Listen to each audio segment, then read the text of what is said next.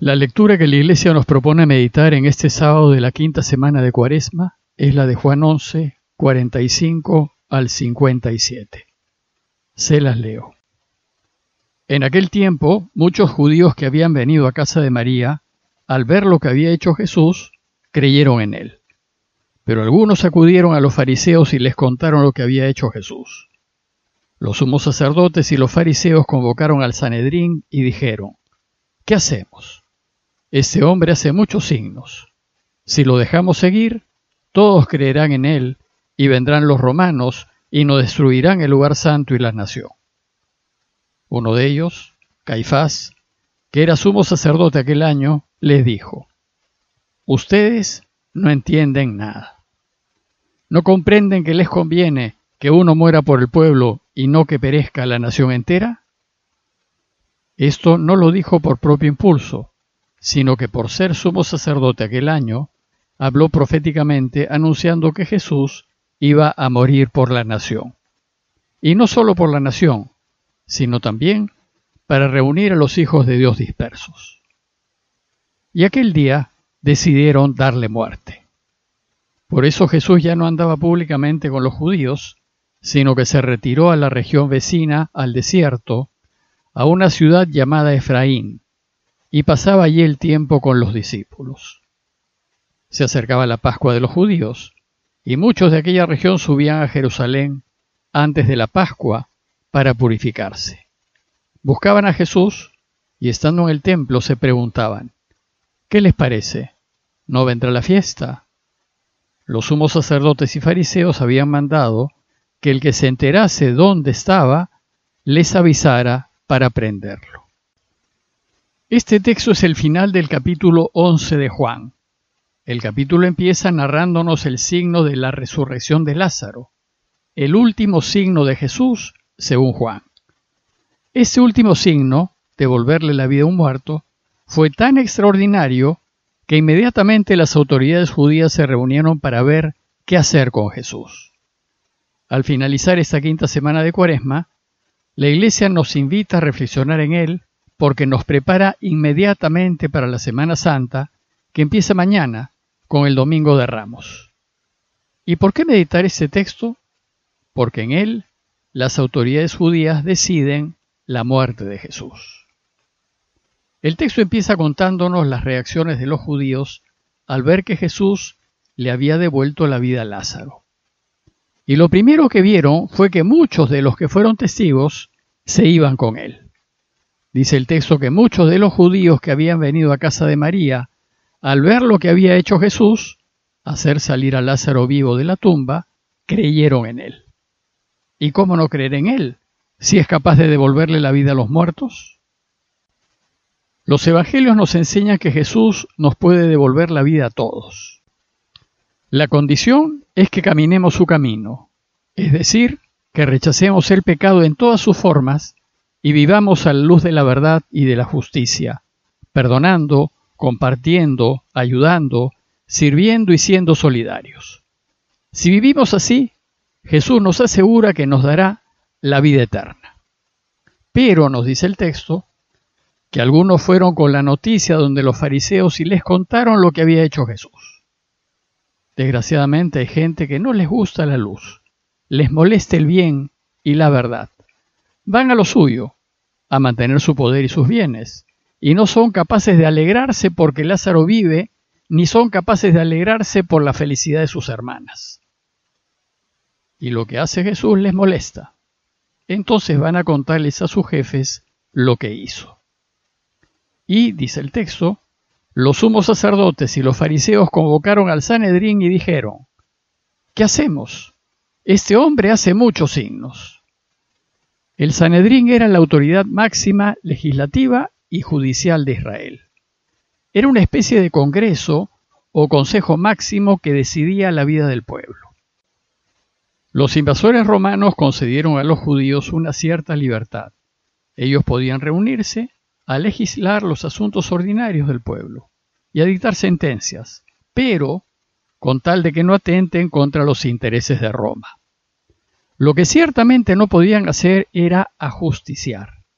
Las condenas a muerte y su ejecución estaban en manos de los romanos. Bueno, pues, la preocupación de ellos es, ¿y qué hacemos con Jesús? Hace muchos signos. Evidentemente no les interesaba el bien que hace, ni les interesaba la gente, ni su felicidad. Esto mismo hacen los malos políticos, que solo se preocupan de ellos y sus intereses, y tuercen la verdad y usan a la gente en función de sus fines. Lo que quedó claro es que Jesús se ha vuelto un verdadero estorbo, pues no solamente les impide salirse con la suya, sino que pone en peligro su poder y sus riquezas. Y durante la discusión presentan dos argumentos principales para quitarle la vida. Primero, si lo dejamos seguir, todos creerán en él. Perderemos el apoyo y el respeto de la gente y, en consecuencia, perderemos poder. Y segundo, vendrán los romanos y destruirán nuestro lugar santo y nuestra nación. ¿Y por qué los romanos tendrían que venir y destruir el templo de Israel? Pues resulta que había una alianza no pública entre las autoridades judías y los invasores romanos. Los romanos querían que los judíos se mantuviesen tranquilos y controlados, y las autoridades podían controlar al pueblo. Entonces, si ellos lo controlaban, los romanos estaban dispuestos a darles una serie de prebendas y privilegios. Pero, si no lo pueden controlar, porque el pueblo ya no les hace caso o no lo sigue, entonces perderían sus prebendas y privilegios. Y esto no lo podían permitir. Juan nos dice que uno de los del Sanedrín, Caifás, que era el sumo sacerdote de aquel año, les dijo: ustedes no comprenden nada. Caifás era el típico político astuto, de esos que traman maldades para ganar poder y no perderlo. Se había dado cuenta del serio peligro que le significaba Jesús y había visto que la única solución era matarlo. Y según Caifás, el resto del Sanedrín no había entendido la gravedad de la situación. Y les dice: ¿no se dan cuenta que les conviene que solo un hombre muera por el pueblo y no que perezca la nación entera? Es decir, les dice que les conviene deshacerse de Jesús, pues de lo contrario los romanos les quitarán sus privilegios, pero también le conviene al pueblo, pues así se evitaría una sangrienta represión romana. Aquí Juan añade una nota teológica. Esto no lo dijo por su propia cuenta, sino que como era sumo sacerdote aquel año, habló proféticamente anunciando que Jesús iba a morir por la nación, y no solo por la nación, sino también para reunir a los hijos de Dios dispersos. Juan ya nos adelanta lo que la Iglesia va a enseñar después, que Jesús murió por nosotros y por todo el mundo, y murió para enseñarnos el camino que nos lleva a la vida, murió para reunir a los hijos de Dios dispersos y para que vivamos para siempre. Y la manera de decirlo es: murió por nuestros pecados.